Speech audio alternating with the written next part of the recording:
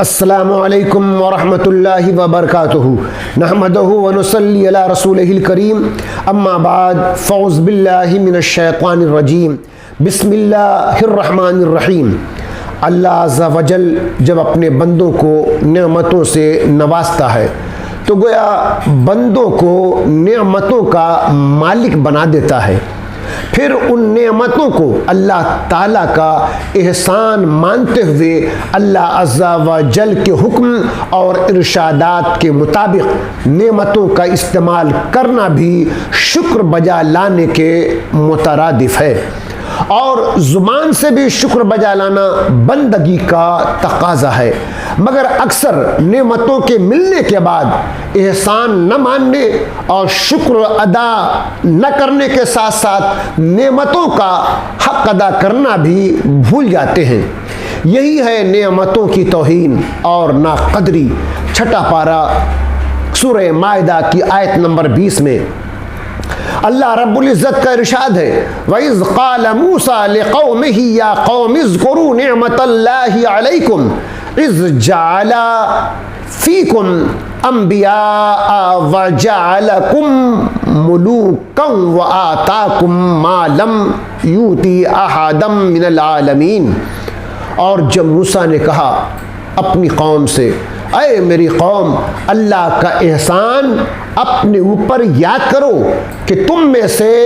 پیغمبر کیے اور تمہیں بادشاہ بنایا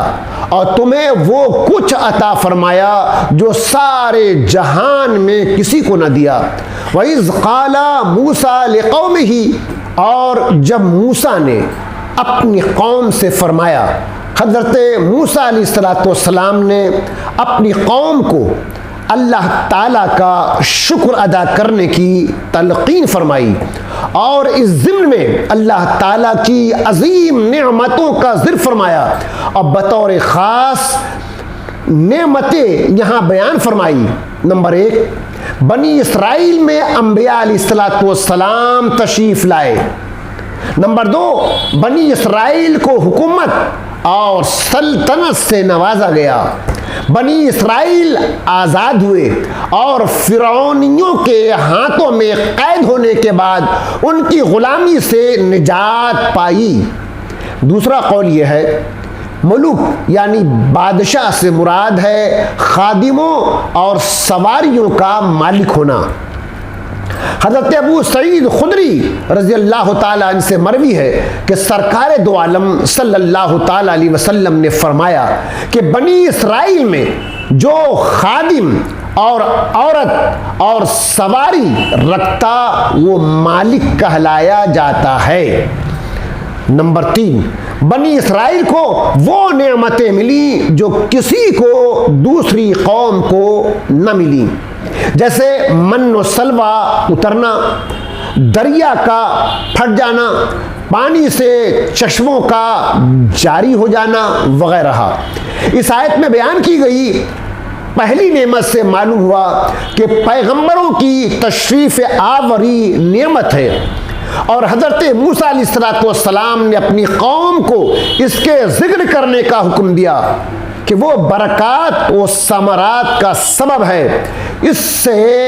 تاجدار رسالت صلی اللہ تعالیٰ علیہ وسلم کا میلاد مبارک منانے اور اس کا ذکر کرنے کی واضح طور پر دلیل ملتی ہے کہ جب انبیاء بنی اسرائیل علیہ السلام کی تشریف آوری نعمت ہے اور اسے یاد کرنے کا حکم ہے، تو حضور اقدس صلی اللہ تعالیٰ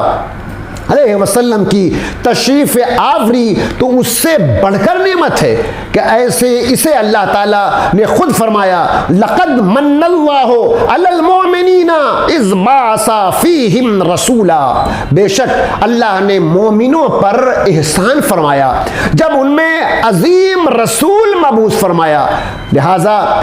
ایسے اسے یاد اور ذکر کا حکم تو بدرجہ اولا ہوگا۔ اس آیت سے بیان کی گئی دوسری نعمت سے معلوم ہوا کہ حکومت، سلطنت اور اقتدار و پاور بھی اللہ تعالیٰ کی نعمت ہے۔ اور اس کا بھی شکر ادا کرنا چاہیے، اور اس کے شکر کا بہترین طریقہ یہ ہے کہ حکومت و سلطنت اللہ تعالیٰ کے حکم کے مطابق چلائی جائے، غریبوں کی مدد کی جائے، لوگوں کے حقوق ادا کیے جائیں، ظلم کا خاتمہ کیا جائے، اور ملک کے باشندوں کو امن و سکون کی زندگی گزارنے کا موقع فراہم کیے جائیں۔ نعمتیں اور یہ اقتدار و پاور، حکمرانی، سرپرستی صرف ملکوں، ریاستوں اور اداروں تک ہی محدود نہیں ہے، بلکہ جس پیمانے پر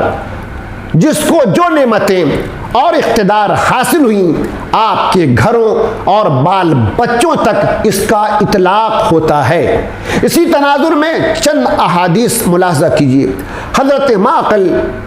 عیسیٰ رضی اللہ تعالیٰ عنہ سے مروی ہے کہ سید المرسلین صلی اللہ تعالیٰ علیہ وسلم نے ارشاد فرمایا، جس شخص کو اللہ تعالیٰ نے کسی رعایا کا حکمراں بنایا اور وہ خیر خواہی کے ساتھ ان کی نگہبانی کا فریضہ ادا نہ کرے تو وہ جنت کی خوشبو تک نہ پا سکے گا۔ نمبر 2، حضرت عائشہ صدیقہ رضی اللہ تعالیٰ عنہ فرماتی ہیں،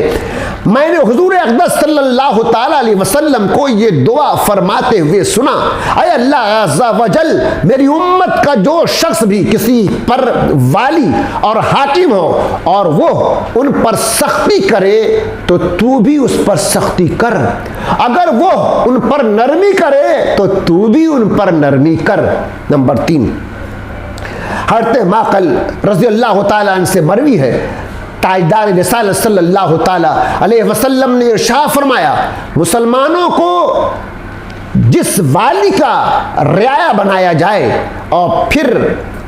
وہ والی ایسی حالت میں مرے کہ اس نے مسلمانوں کے حقوق غصب کیے ہوں تو اللہ تعالیٰ اس پر جنت حرام فرما دیتا ہے۔ ہم میں سے اکثر لوگوں کو اللہ تعالیٰ نے اقتدار و پاور جیسی نعمتوں سے مالا مال فرمایا ہے، اگر ہم اس میں اللہ رسول کے حکم کی خلاف ورزی کریں گے تو جان لیجئے اللہ کی گرفت بہت ہی سخت ہے۔ اللہ تبارک و تعالیٰ ہم لوگوں کو اس کے حکم کے مطابق اس نعمت کا استعمال کرنے کا جذبہ اور شوق اور توفیق عطا فرمائے۔ وآخر دعوانا الحمدللہ رب العالمین۔